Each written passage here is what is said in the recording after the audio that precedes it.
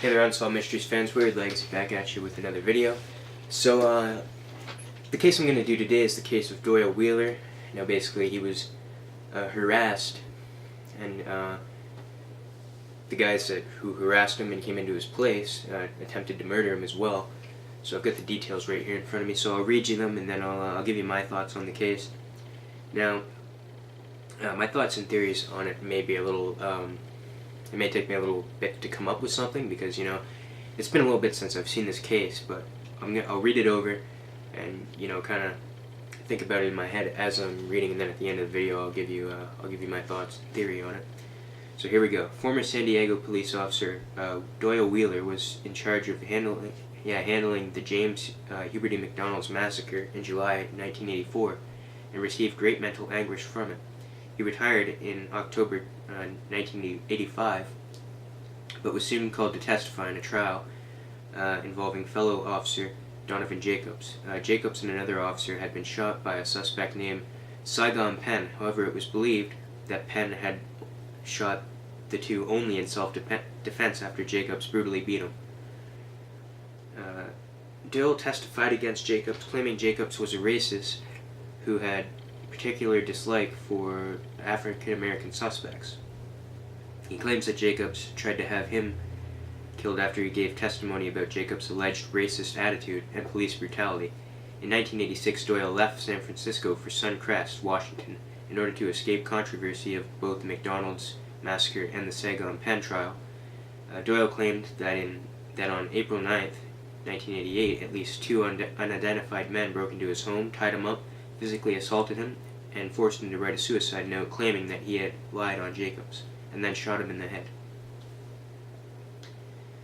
He narrowly survived the attack, and some now believe that Jacobs may have been involved in the attack. However, Jacobs denied the allegations of racism or any involvement in the attack, and claimed that Doyle had psychological problems stemming from the McDonald's massacre.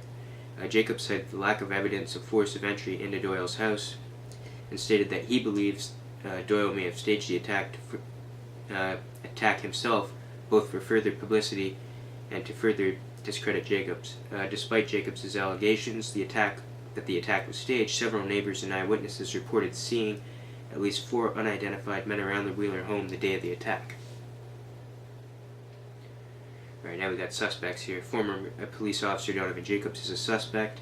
The blonde-haired, unidentified man that attacked Doyle was described as in his late 20s in 1989, 6 foot, extremely thin, and wearing a gold earring in his left ear with a tattoo of a double lightning bolt, a Nazi symbol, on his left hand, and a pockmark on his face. The dark-haired assailant was described also as in his late 20s in 1989, 6 foot to 6'2", with a slender, athletic build, crooked teeth, and one large pockmark on his left cheek. Wheeler theorizes that he may have been a former drug informant for the San Diego Police Department. Neither of the assailants have ever been identified. They may have been driving a dark blue hatchback Toyota Celia. So yeah, the result is still unsolved, and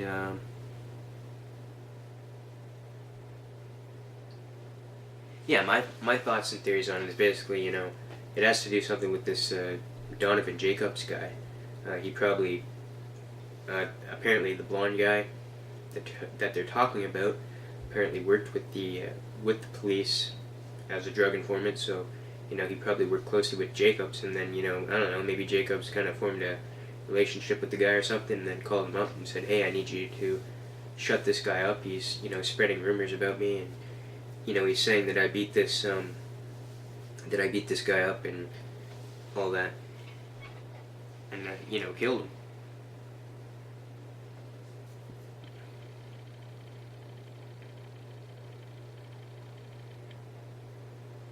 But, it wouldn't be surprised me if this Jacobs guy did do that, because, back in the day, and even now, there's still police brutality on African American people, and, even sometimes on white people, and it was probably especially bad in the 80s, for sure. So I'm not gonna. I don't see that not being a thing. So I'm gonna go with that theory. That just Donovan Jacobs did do that, and he knew Doyle Wheeler was testifying against him, and maybe Wheeler was going to testify again or something, and Jacobs found out, so then he got these two guys to beat him up and then kill him to make it look like a suicide. I don't really know. It's a pretty brief case, but there's not like a whole lot of theories or anything that I could thoughts and theories that I could kind of go back on. It's either one or the other, and I'm leaning towards the one that I just said. Yeah, so that's pretty much all I got to say about this case, and if you like this video, give a like, comment, subscribe. As usual, my Twitter link and PSN link will be in the description, so if you want to add me on Twitter, or follow me on Twitter and add me on PlayStation, you can do that. What do you think happened? Tell me in the comments. And like I said, that's all I got to say right now, and there'll be another video, and Wayward out.